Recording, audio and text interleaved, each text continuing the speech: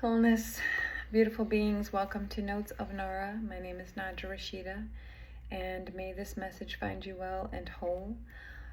Today, I would like to continue with the series of worthiness. So yes, it's ongoing process. And today's topic, we're going to talk about what happens when you begin to choose you. When you begin to put yourself first. And again, I'm going to bring up empaths, okay? Usually, I believe that the topic of, narcissists, codependents, empaths have definitely been in the collective, in the digital community for quite some time now, which is a beautiful thing, a really, really useful, helpful, and very supportive thing to have that type of access of information that will help you understand the psychology behind why we do what we do and our behaviors. So yes, when the empath begins to take accountability for their role in their life, oftentimes I find that as an empath, there were certain experiences and circumstances in my life where I became a victim of unknowingly.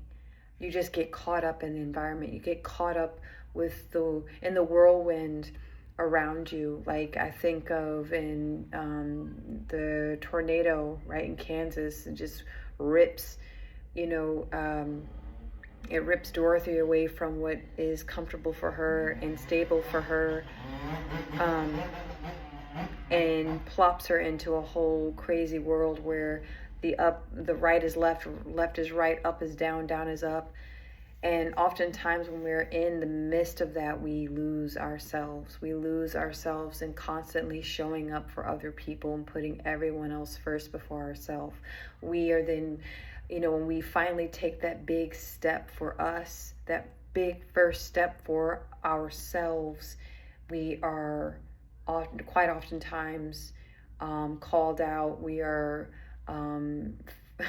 victimized further. We are called selfish.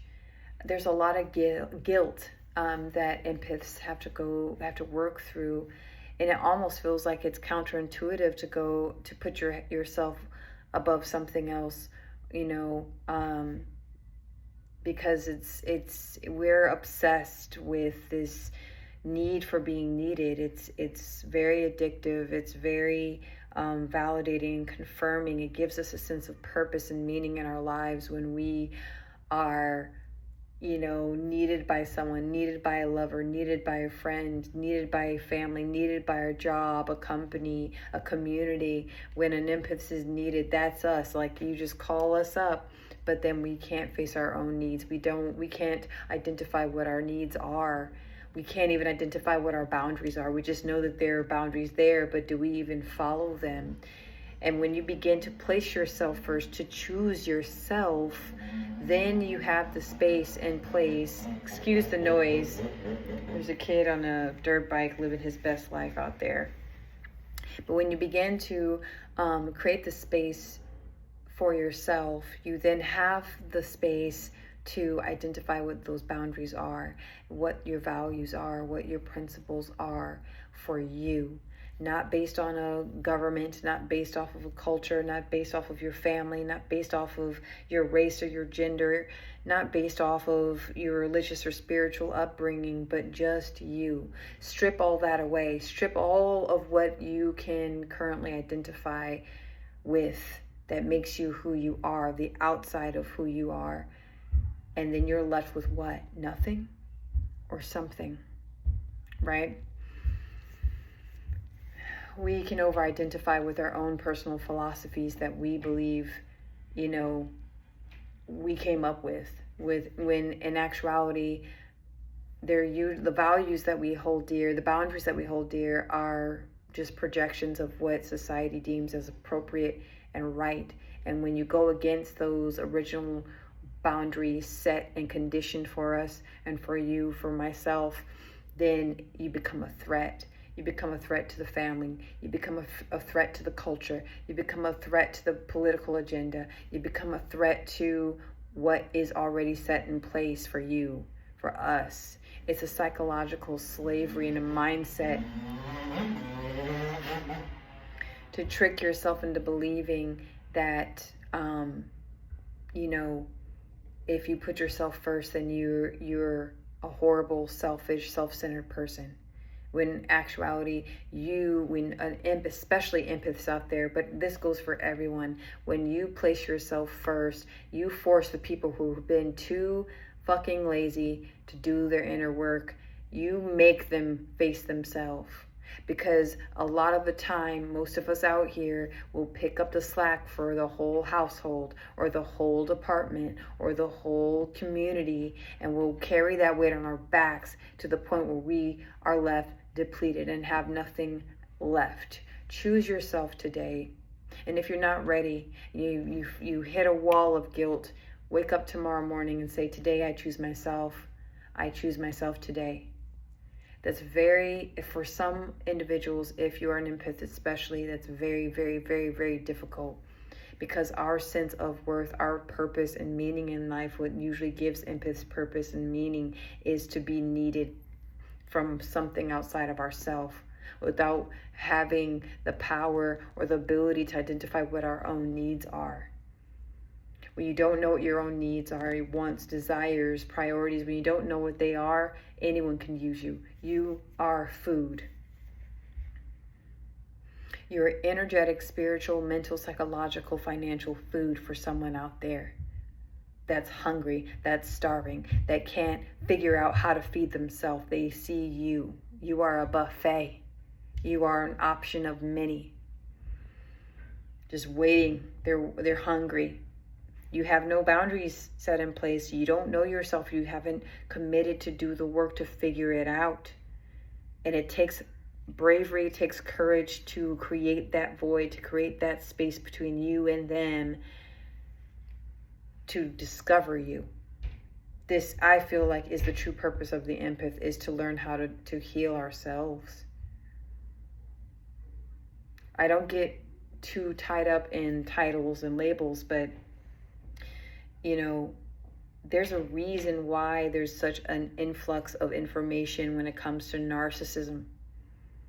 Like, there's a huge boom in the digital community. There's so much information on why narcissism it's been revealed. It's almost like the human collective is using the digital platform as a way to create or to awaken, and then to deepen awareness, understanding, and then transmutation, then alchemization of the narcissist and the empath. It's quite fascinating what's taking place on such a profound level, right? This isn't about good versus evil. This is about awakening and deepening your awareness of the self. This video is not going to be too long because the kid's driving his dirt bike around, but I just wanted to share that with you all. I'm finally at this space in my life where I can say I'm beginning to choose myself every day, every single day. That is important. You have to put yourself first.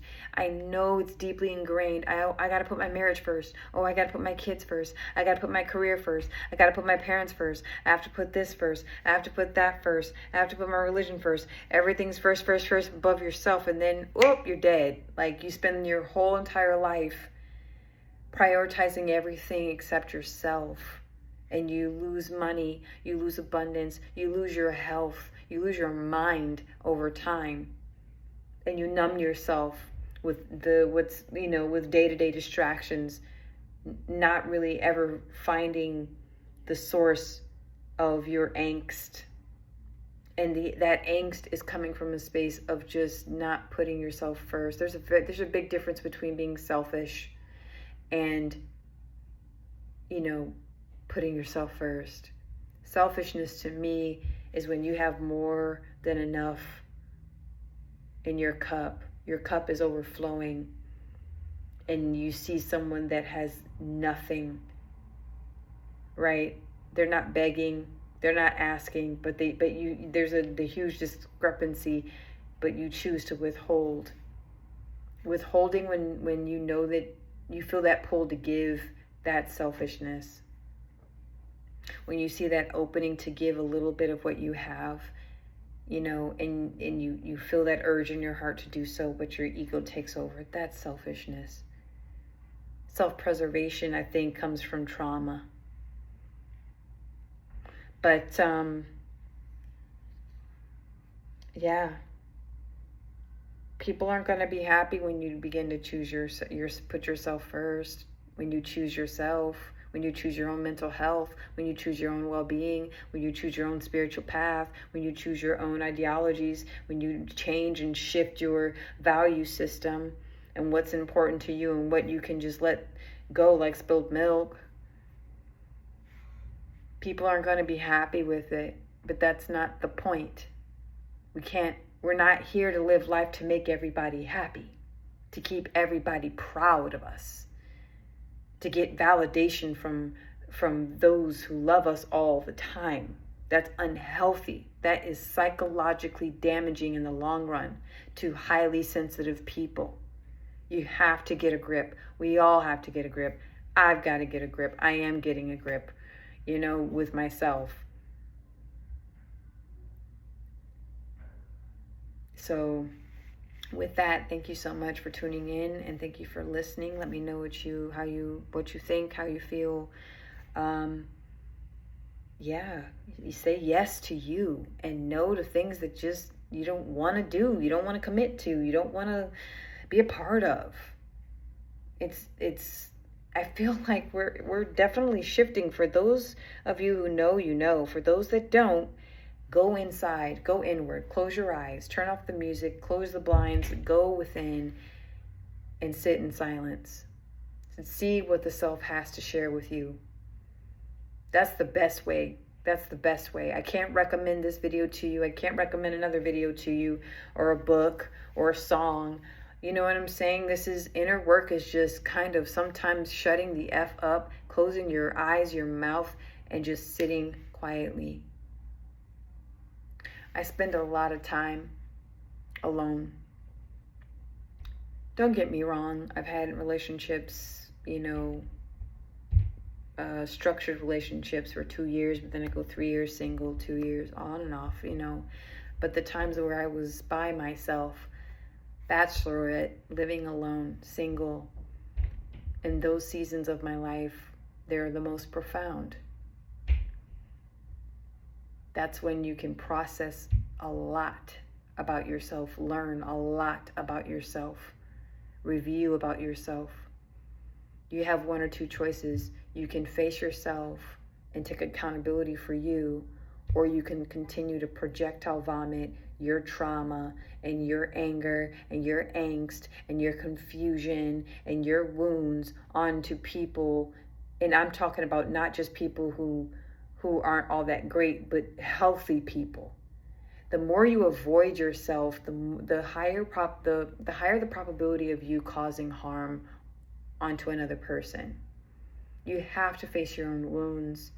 You have to face yourself.